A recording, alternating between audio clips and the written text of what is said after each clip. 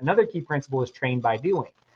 If we want more referrals or connections, we have to do that too. So often we just ask, right? This is what I need, team me up. Well, but if you're not willing to do it the other way, then there's a disconnect. And so that's really another shift is let's add value. Connection is a great way to do it. And then let's make sure that not only are we adding that value, right? We are doing it in a strategic, trackable way that deepens the relationship. Welcome to Biz Help for You, the show that saves you the expensive learning curve by providing advice from industry experts in every facet of the entrepreneurial journey. Too many small businesses collapse. According to the U.S. Census Bureau, 20% fail within their first year, and less than 35% make it to their 10th anniversary. The goal of this podcast is to change that statistic. So if you're interested in learning more to be a successful entrepreneur, tune in today. Let me tell you a little bit about my guest today. Devin Sizemore, author of Connection Expansion, You Are One Connection Away from Massive Success in Your Life and Business, is a passionate advocate for meaningful personal and professional experiences. His career spans launching a marketing agency right out of college, building innovative consulting practices, and even founding a cat cafe. Devin's journey reflects his commitment to adding value and making a positive impact, particularly through the art of building relationships. His current focus is on creating a community where 1 million connections can drive transformative change. You can learn how to leverage your existing network, structure meetings effectively, and develop scalable referral systems to grow your business predictably. So Devin, welcome to the show. Thank you so much for having me. Looking forward to the conversation. I'm looking forward to this as well. I know it's important for us to be able to get referrals, and we don't always ask. We're sometimes afraid to ask. So I think this will be a great topic. But before we get into questions specifically on that topic, I'd love for you just to share a little bit of information about how you became an entrepreneur and started learning how to even build a referral system. Yeah, it's such a good question. So I'm definitely the person who was an entrepreneur when I was born. I've always done something from, selling the cookie dough and the candy bars in elementary school to photography studio in college. But my first big business was a marketing agency right out of college. And with that company, I found that it was a crowded marketplace. Everyone was very competitive. It was a lot of scarcity mindset. And I had to start figuring out, how do I do things different, right? How do I grow my business in a way that I can control and gets me different outcomes than the people I'm competing against? And in fact, I don't even want to compete. And so that started to lay the foundation for the connection expansion system, which is what I talk about in my book. It's what we'll dive into today, because it started to position me as an authority in rooms where my competition wasn't playing. And those rooms might be 1 or 2 people, or those rooms might be a stage where there's 1,000 people, but my competition's not even aware or participating. And that system now a decade later is so refined and it's super duplicatable. And so every business I've had since then, we use the same system, we use the same methodology to rapidly grow and outpace the people that are in our industry. So then what inspired you specifically to focus on building a scalable referral system for businesses? Yeah, so I am one of those visionary / implementers, right? So I love future focused and, creating the big dream and vision, but I'm also really good at implementing in the tactical. So anytime I'm doing something tactical, I want to duplicate and scale it. And so whether that's sales strategies, marketing strategies, social media, systems and processes, everything has to be duplicatable, it has to be tracked, and it has to be benchmarked. And so looking at the visionary of how do we do this in a big way versus how do we ground it, that's what we're trying to connect. So I would love for you maybe just to talk about, you mentioned you had created this connection expansion, and I would love for you to talk about what is that really, and how would entrepreneurs use that to ask for referrals? Yeah, so the first thing it does is it shifts the ask. And so let's start with the end of the question. So the first thing I think people do wrong when they're building connections or relationships is our ask is always around the target client or the prospective client, because that's what we're taught, right? Who's your ideal client profile? How do we ask for that? And that's what we're chasing. What happens in the referral world is if you say, hey, that's who I want to meet, you're asking the person across from you to then position you to sell to someone. And so a quote that I talk about is everybody wants to buy, nobody wants to be sold. And so with that in mind, we're already failing, right? We're asking for something so specific, but in a way that positions us to then have to sell someone, which creates all of this unnecessary friction in the relationship. And so if we shift the ask, it actually unlocks a whole lot of it. And by shifting the ask, what we mean is instead of saying, hey, I'm a realtor and I want to meet first-time home buyers, you would say, hey, I'm a realtor and I want to meet pest control companies or house cleaning companies or all these other things that have access to my ideal client. What happens there is there's no friction for being sold. It's a strategic introduction. And so you can get more of them and the likelihood of booking a meeting goes up dramatically. But so often we're so focused on the short-term sale, we miss all of that other opportunity. I agree with that. I remember, talking with people before and saying the same thing. It's like, ideally, you're not necessarily trying to meet the person who's going to buy from you. You want to meet the person who has the customer who is similar to you, right? That then they might be able to hear at some point a need and then do that introduction as well, right? So, in my industry too, I've said obviously CPAs are fabulous, bankers who work with businesses, merchant processors, people like that. I know that those are great introductions for me, to be able to build relationships. And so I think that's a great point that you say is a lot of people haven't thought about that. They probably are thinking like, well, I just need to be out and meeting the actual end client instead of building those professional relationships that can, in the long run, bring about those referrals. 100%. It's the long game versus the short game. And if we think about control what you can control, which is one of the key principles I teach, when we play the short game, we're sabotaging ourselves in so many ways because we're limiting the room when we're networking, we're closing off all these other things. But if we open all of that back up, we can meet more people, we can make more connections. Like everything starts to get unlocked because we're not narrowed so far down that we're cutting off our own legs.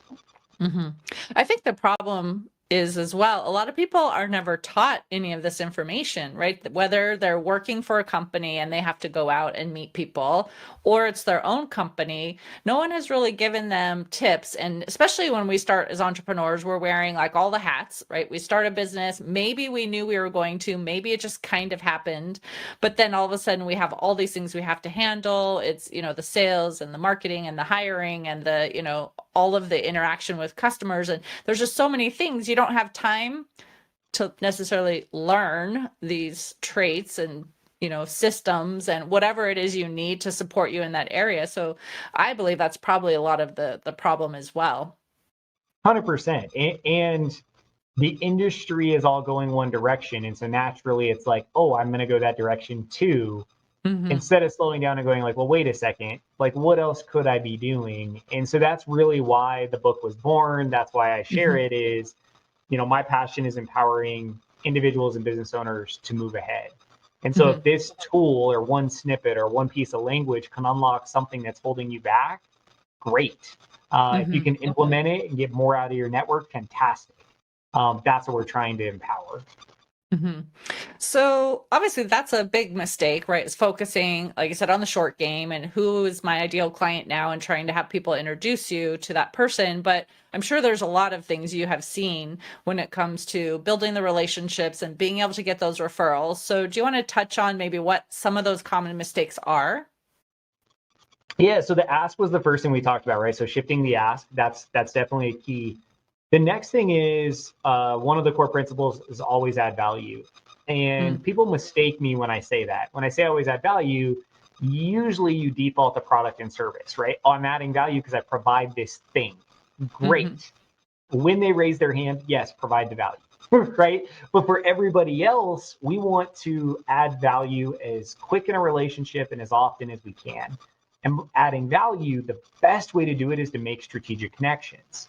Because when you're meeting with someone and they tell you, where they're going, what's in the way, what they're trying to accomplish, who they want to know, which again will be an ideal client, and you think about those strategic partners for them, You follow up from the meeting by solving problems, providing information, and then making a couple connections.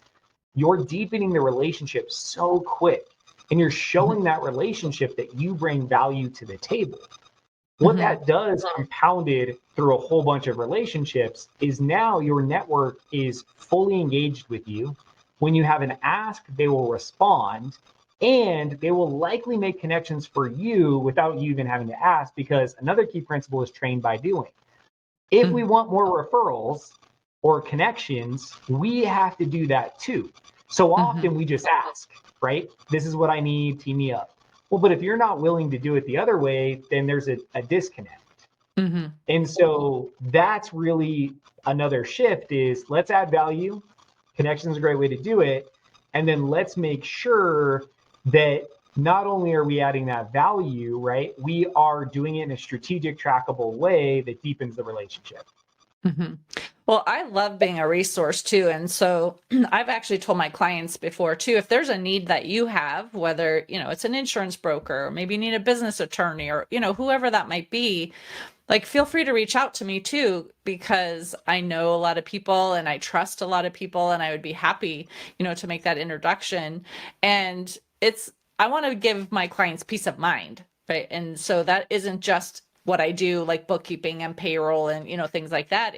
I want to be a resource for you too. And so I think that's, something important for people to really look at is, they might be thinking like, oh, I'm kind of doing this out of like, I'm going to do this and then you're going to do it back for me. But if you really just have that pure, I want to help, in the long run, things can come back to you. It may not be, right away either.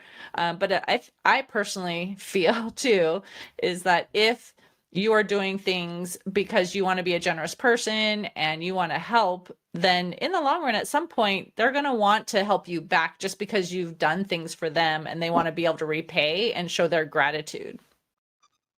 100%. Yeah, I think often when people hear this conversation, they default to well, I've done some of that, but I never get anything back. And they get to the keeping score part. Great. Okay, fine. But you already mentioned one outcome, which is you become the connector. And so now your clients come back to you, your network comes back to you. And what that means is your clients and network are engaged with you. It's not this cold group of people that you're not having conversation with. That has a value in itself. And then what I find is as you nurture and you make connections, there's so many other things that unlocks. And one thing it unlocks is permission to follow up. And this is where a lot of people mess up when building relationships is we do a meeting, right? Maybe it's a great connection, collaboration meeting. We're getting to know each other. They probably don't follow up well. So let's just assume we did follow up well. So we said some connections, give some resources, we followed up. And that's usually where everything stops. They maybe get added to a newsletter list or something else. But what happens when you make a connection is I call it permission to follow up, right? 3 weeks from now, I have permission to email you and say, hey, Joe, how was that introduction to Amy? Hey, Amy, how was that introduction to Joe? And now I get to have conversation with my network in a way that they're not used to having. And so now I get to stand out again. I get to be top of mind. I get to be valuable. All of these things have value, whether they make a connection for us or not, because now we have more advocates in the market who are out there looking and making potential connections on our behalf.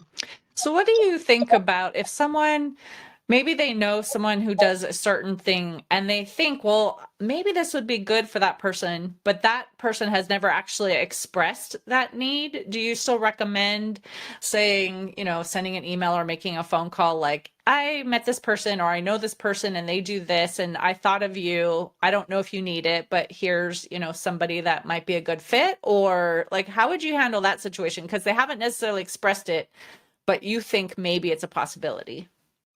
Yeah, so I assume everybody's just chasing clients, and then it's my job to help them see the bigger picture. And so when I meet someone, I preempt that and say, hey, I'm going to make some connections following this meeting based on our conversation. Those aren't likely connections to clients. They're strategic connections. People who have access to your ideal clients, maybe vendors that I think play similar, or maybe even people in your space, but I know they are targeting a different demographic. Those are the kind of connections. So I'll usually tell them in the meeting what's going to happen, which starts to tell everyone on my network how we work. Even if they're not communicated there. In my introduction email, I will make it very clear why I'm connecting people. And this is where people mess up too. If you want them to be able to have a conversation and have a meeting, you have to make it clear. You know, hey, I want to connect you with this person. And then the two things I always do is edify and endorse. I edify them. This is why they're amazing and I think they're brilliant. And then I endorse them. This is why they're great at what they do. And then one sentence, I'm connecting you because. I'm connecting you because maybe it is a client, they expressed a need and I think you could service the need, right? Or I'm connecting you because I know both of you are targeting relationships in this certain market. You guys should probably chat. Or you're both looking to be on more stages. You should probably collaborate. Or you want to be on more podcasts. Well, but you're both doing the same thing. Like, why don't you guys connect and swap podcasts? So as long as we're edifying and endorsing, which aligns both parties in a very elevated way, and then clearly explaining why you're connecting to them, it doesn't really matter who you connect. And the other party over time will get very used to it. And in fact, they'll start asking. They'll be like, that was a great conversation. Like, do you know more people like that? And that's, again, where we're getting our network engaged.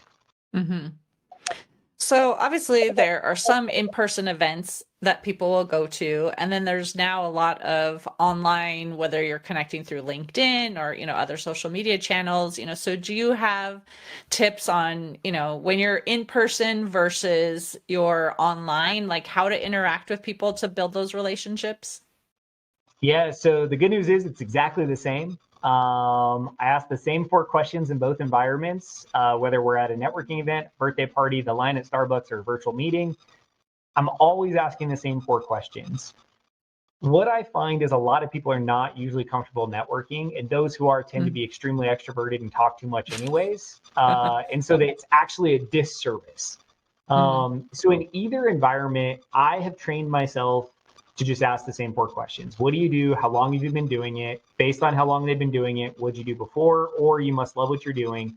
And then how can I help you? What's a good connection for you? Those are my 4 questions. And I just try to ask the same 4 questions. If I'm in an environment where we can't have back and forth dialogue, then my only goal is to capture their contact information. Because without me gathering the info, I can't, go back to that principle, control what I can control. So my only goal, if I can't communicate, we don't have an around the room or open networking, and it's much more like informal or formal, either direction, then I just want contact info, right? Because then I can still put them in my process. Hey, it was great meeting you at the event yesterday, or hey, it was great seeing you on the webinar yesterday. Didn't get a chance to connect too much. Love to get a time on a calendar to learn more about you and what you do so we can explore how to add value to each other's worlds. Here's a link to my calendar. I look forward to connecting with you. All that follow-up message is about the other person, aligned with where they're at. So as long as you get their contact info and you can reference you were at the same event or opportunity together, you win. If it's in person, you can go a little bit deeper in a conversation and you can set the stage better. But the outcome is still get their contact info and follow up. So those questions that you're asking, those are great questions.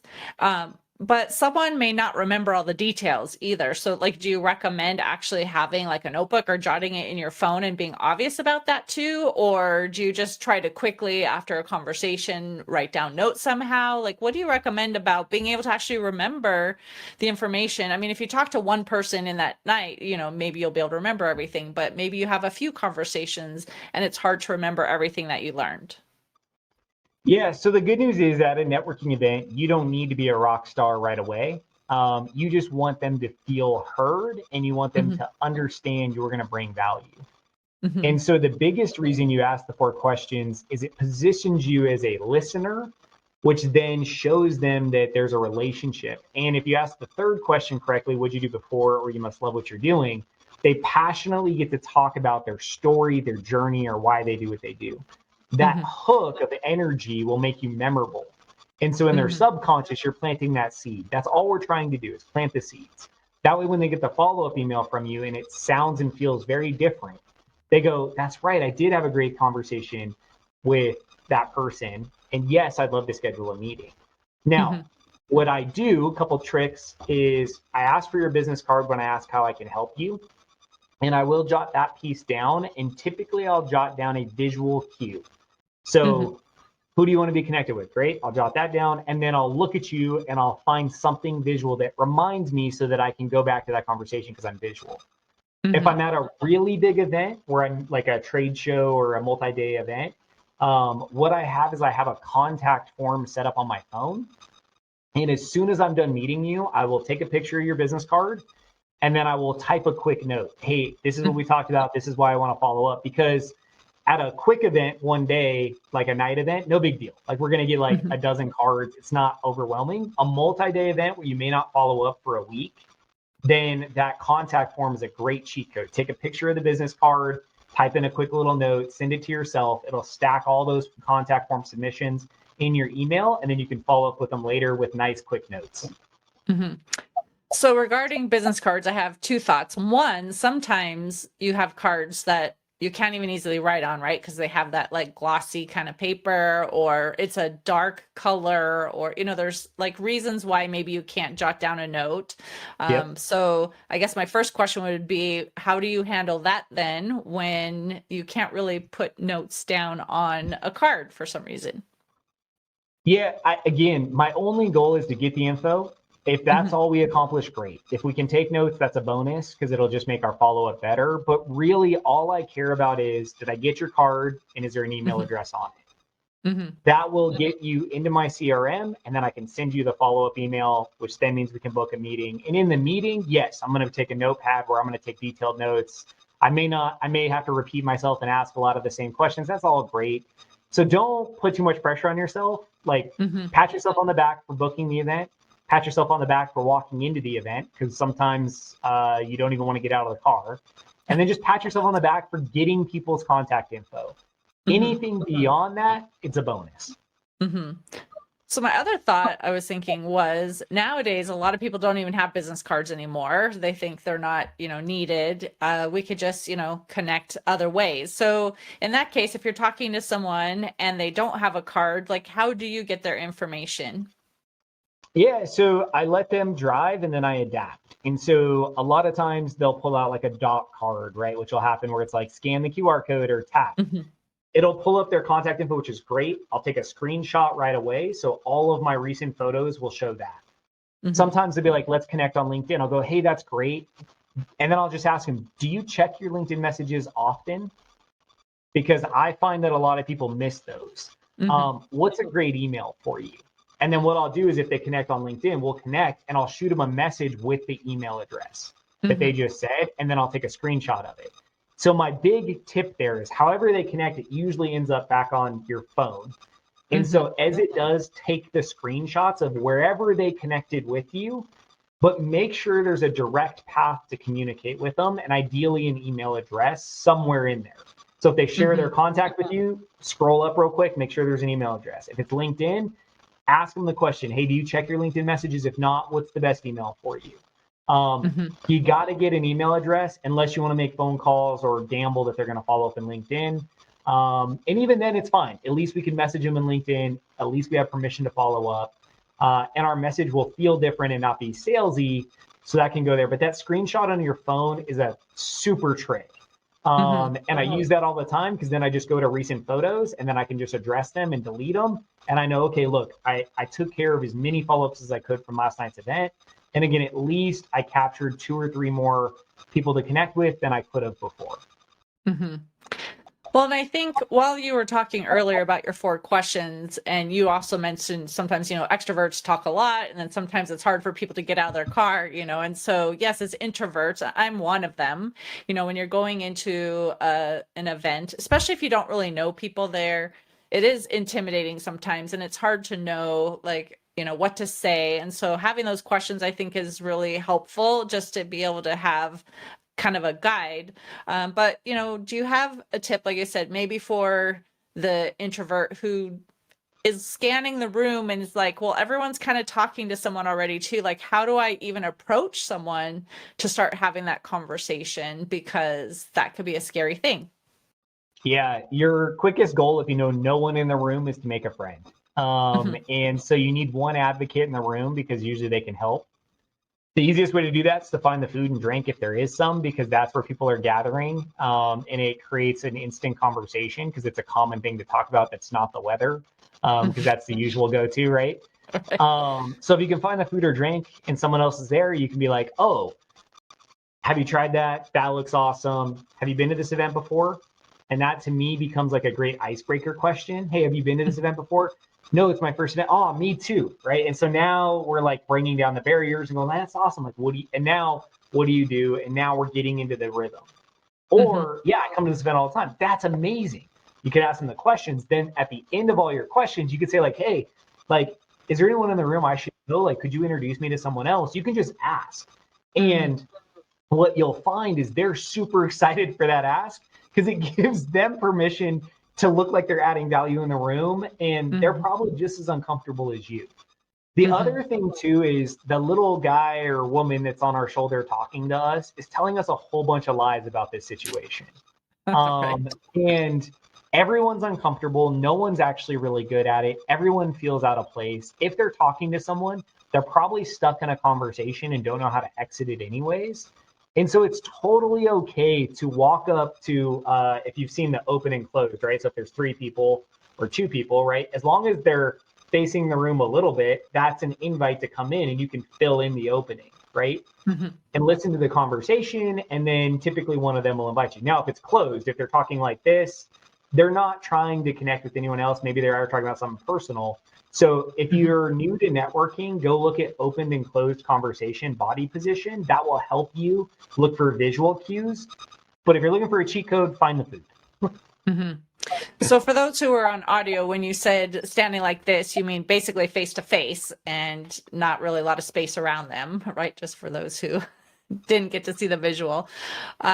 So on the other side of the coin, then the extrovert that you said may talk a lot. Do you have a tip to help them limit the conversation so they really can be listening and building those relationships as well? Yeah, my advice to them is no one cares about you. So let me say it again. I want you to hear me. No one cares about you. They care about them. And you missed the equation. You messed up. So often we think we have to talk more and position ourselves and explain our benefits and pre-sell our expertise. And in fact, you're actually doing all of the opposite by doing that. And so what you need to realize in an event like that is you want to get the other person talking because that is their ego at play. That is actually better. And so that person is talking too much. You need to go default to the questions too to hold yourself accountable to stop talking and give yourself an exit. Because what happens with extroverts is they tend to talk too long. They don't gather any info. They don't have a follow-up process, and they don't meet as many people because they get into one conversation and they just go and go and go and they start turning it into a first meeting. And it's like, this is not a first meeting. This is a networking event. And at a networking event, our goal again is quick conversations, build a quick relationship, get their information. Quick conversation, get their information. Quick conversation, get their information. And then, like I said, extroverts go the whole opposite direction. I'm amazing. Here's why. This is what I do. It's like, you got to stop. You got to slow that horse down and you got to just focus on remembering no one actually cares about you. They really care about themselves.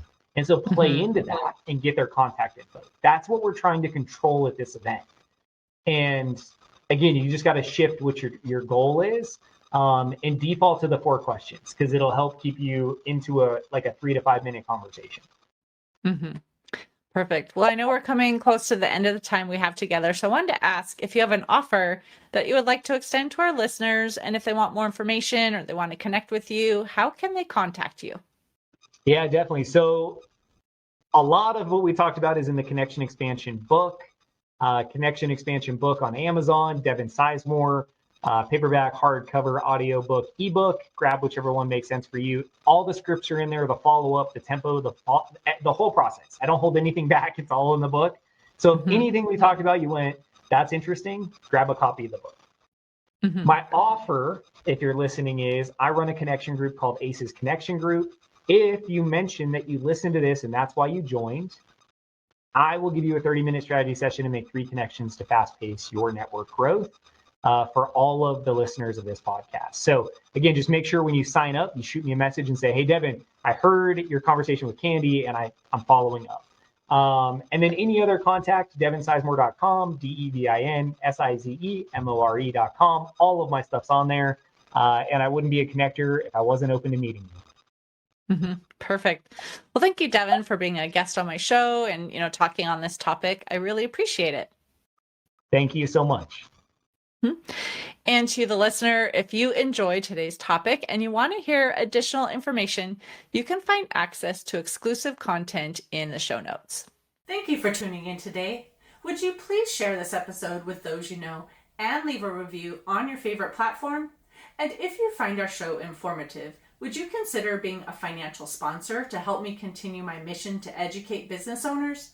A link is located in the episode description, and no amount is too small. I'd really appreciate your support. If you are interested in connecting with our guest and receiving the offer they had to share, a link to our resource page is in the show notes.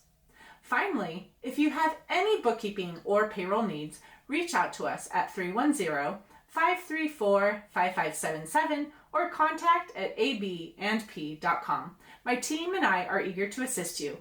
Until next time, have a great day. Thank you for listening to Biz Help for You. Please join your host, Candy Messer, again next time. Have a terrific day.